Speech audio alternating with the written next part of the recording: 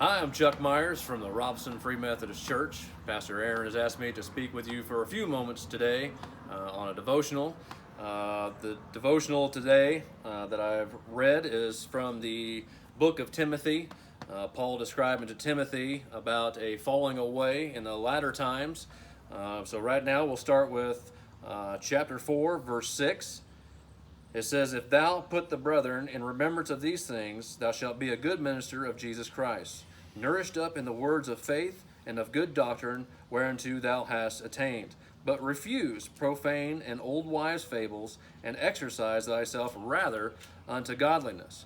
For body exercise profiteth little, but godliness is profitable unto all things, having promise of the life that now is, and of that which is to come."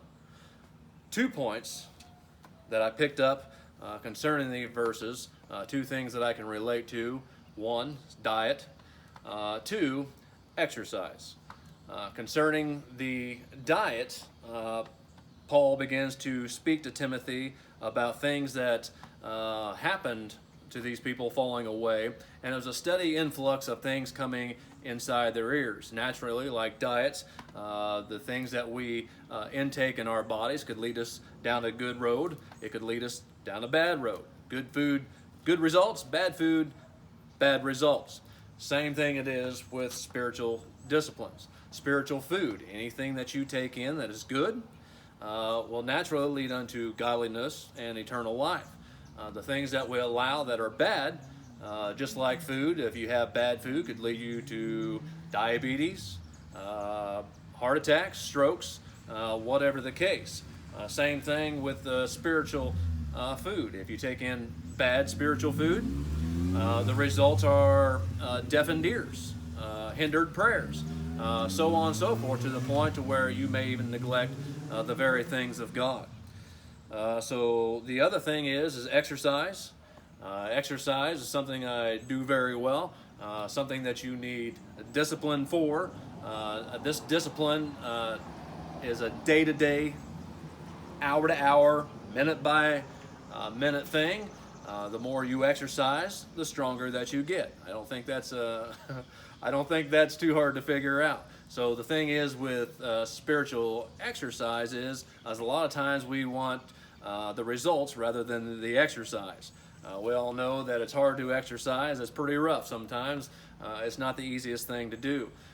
So right now, a steady diet will only do you so much, as opposed to exercise will only do you so much. But the combination of the two, I think, will get you to the point where you want to get physically and spiritually. So right now, any motivation, any encouragement that I have to you on a daily basis is, one, be careful what you intake on your spiritual lives and in your diet, your real food.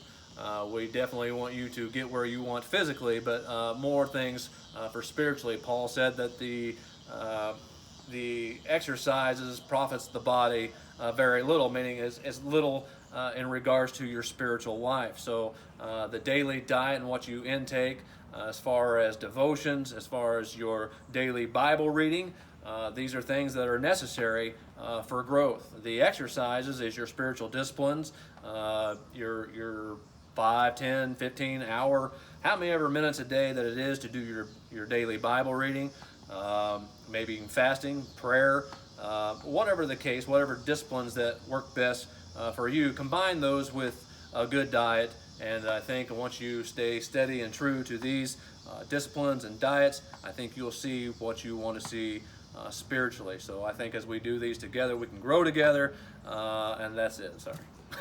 So I got one question Dang for it. you, Chuck. You did great. One question for you here. What about those days when you don't feel like it? How do you propel through? When you don't feel like it, the biggest thing that I have to remember is the end goal. If you do not have an end goal, you will not reach it.